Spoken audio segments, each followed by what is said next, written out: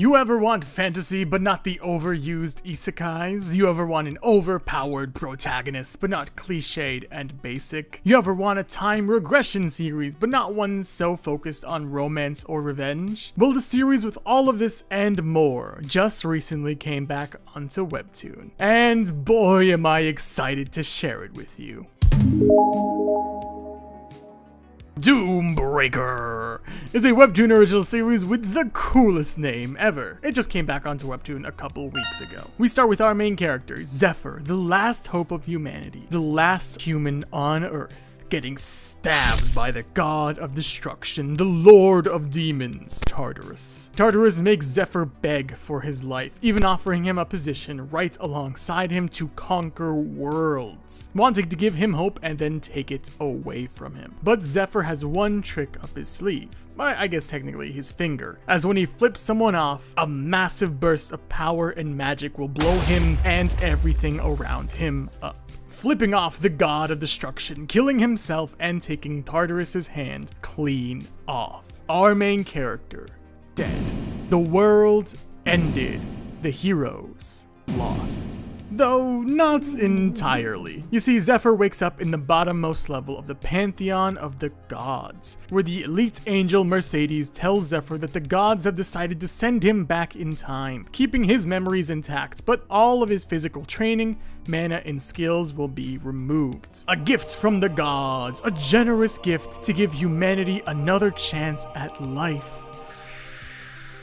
Well, as it turns out, that's not quite the case. You see, these gods are greedy and selfish. They've never cared about humanity. They abandoned it as soon as they couldn't gain anything from them. In fact, they only have one reason to send Zephyr back in time, because they want to see something a little more entertaining. Yeah, entertaining. They don't want to give humanity another chance. They just wanted some simple entertainment. They watched his 5-year struggle like a Netflix show that got cancelled, but they petitioned to get it back. Heck, even Tartarus, the one who technically won the battle, hated that a mere human being injured him, and himself wants a do-over. Zephyr is sent back years, back to when he was a slave, even given some extra perks, starting the series anew. Yeah, that's no joke, that's episode 1. Thank God I'm not doing a series recap.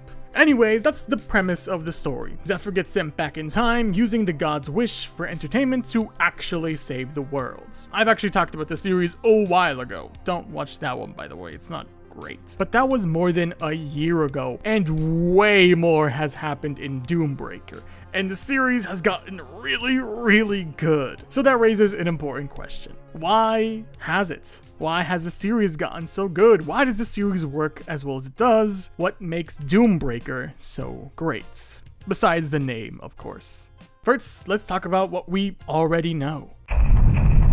Stakes are important in any series. Stakes are why we care about these characters, about what they're experiencing, what they're going through. Stakes can be anything from the death of our heroes in an action series to characters simply just not ending up together in a romance series. Stakes matter a whole lot. Sure, they change depending on what type of series you're in, but they matter. So what are the stakes in Doombreaker? Oh, you know, just the end of the world. Pretty big deal. But hey, a lot of series have the same stakes. A lot of media has the same stakes. The difference here, though, is we've seen it with our own eyes. Right away in episode 1, we've seen the end of everything. Not just the death of our main character, but the destruction of the world. The stakes in Doombreaker aren't just this far-off thing we can think or imagine of. It isn't something these characters talk about. We've actually seen it. We've seen the bad guys win. We've seen the bad ending. You might think that's nothing major. We've seen the bad guys win all the time. There are a bunch of series that have our main character die and then whoops, nope, they're still alive, whether it be through rewinding time or reincarnation. And these series are often very solid, some of my favorite series in fact, giving our main character an edge over the rest of the cast, but not in a way that feels cringy or forced. It makes sense that these characters that have often survived years, if not decades of war, of constant danger, of destruction, of life-threatening situations, have wildly more experience, and if given another shot, would surpass even the most talented of the cast. And that's not even counting the extra skills or abilities often given to these characters. But back to my point, we've seen the bad ending with many of these characters. In Return to Player, we see something very similar to Doombreaker. Our main character reaches the end, but he's all alone. Infinite Leveling Miram, our main character gets wrecked by Shon Ma. Funnily enough, the same thing actually happens in Return of the Blossoming Blade. And there are likely more series that I just don't really want to look for. But we often see a bad ending. But not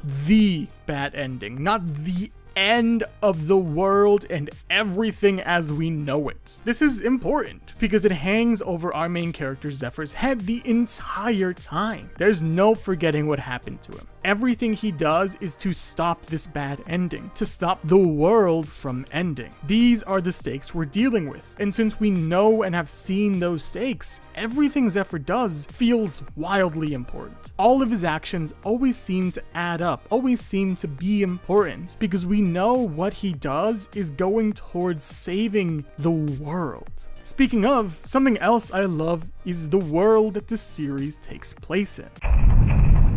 Now, fantasy worlds are always very cool. As the #1 fantasy fan, magic, monsters, skills, swords, and dungeons are all fantastic. But instead, what Doombreaker excels at isn't just the world it takes place in, but the time and the effort they put into world building. For example, dungeons. Dungeons exist in multiple different series. Hunters go into dungeons, they kill monsters, usually get some items or materials or something, yada yada yada. They leave and the dungeon closes behind them. In most series, these dungeons are seen as wildly profitable for very little reason. Sometimes for the mana stones, sometimes for monster parts, sometimes for rare items. It does feel like a generic answer to it though. Meanwhile, Doombreaker goes hard into explaining why dungeons are so profitable. Monster parts are used and traded away for potions or poisons. Also, how clearing a dungeon is less about the actual things a dungeon can give and more about the politics of everything. How clearing a dungeon clears an area for roads and cities, putting a high price on new land.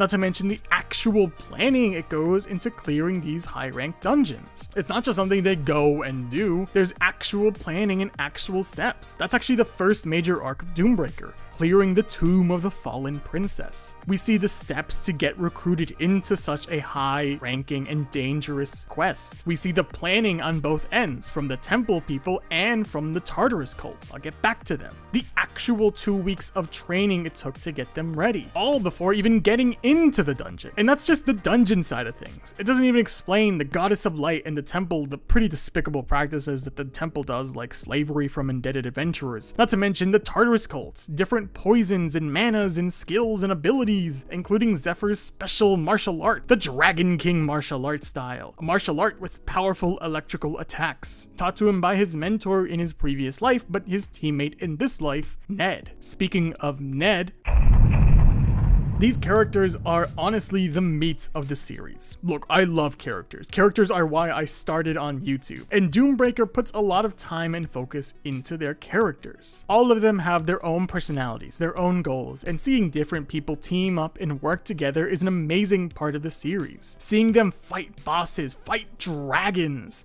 work together, strategize, and plan is an amazing part of the series. How they interact and feed off each other, but more importantly, the thematic reason these characters are important: regrets. Zephyr basically became the strongest human in his previous timeline. He was like a one-man army. He had to be to survive as long as he did, but his comrades weren't so lucky. They weren't strong enough to survive alongside him. Basically, all his friends, all his loved ones, died as he lived on to fight demons and gods. When given another shot at life, yeah, he trains as hard as he can, gaining every advantage in the book, from mana from recovery waters, switching to become an adventurer as fast as he can, gaining poisons that can actually amplify his powers, getting items and skills, even getting the golden dragon heart inserted into him to give him some insanely cool dragon powers. But he also does his best to strengthen his allies as well, freeing Ned from the anger that led him to his death in the old timeline, giving his closest ally and his love interest, Princess Altair, magical spell books. They look like crystals, don't worry about it. Even tearing out his own scales as a dragon to make a bow and arrow for his elven teammates. These are all moments that make his team stronger. It's actually what I talked about in my previous video on Doombreaker. This idea that you can't do life alone. That as strong as Zephyr became, he constantly regrets that if he had one more person, if he could have just made someone stronger, if he could have just saved one more person, he wouldn't have regretted it as much. Which actually brings us to what I've realized while writing this is probably why the series works as well as it does. Now, there's a pretty common term in storytelling known as show, don't tell. This idea that storytelling shouldn't be explained, but experienced. But what I like about this series is it does both, and it does both very well. Look, Doombreaker's action is spectacular, the art is fantastic, the world is fleshed out and developed, these characters are dynamic and bounce off each other very naturally. But the reason it's so easy to enjoy is because this series shows and tells. While you might see this as a problem at first, both are important, especially in a fantasy world. Fantasy worlds operate on different rules, not just kingdoms, but magic, monsters, martial arts, different races and golems and skills and poisons and potions and gods and more. These things sometimes need to be explained to us. It sometimes needs to be told. Doombreaker shows us the world we're fighting for. It shows us the people we're rooting to live. It shows us the villains we're rooting to lose. It shows us the pain, the struggle, the heartache, the fight. It shows us a lot, but it will always make sure to tell us so we're not lost as well. It often goes out of its way to do both, and not in a condescending way, but in a way that makes you fall in love with the characters, fall in love with the world, fall in love with the story. So no matter what kind of reader you are, you can really enjoy Doombreaker. So make sure to check out Doombreaker, updating every week on Webtoon.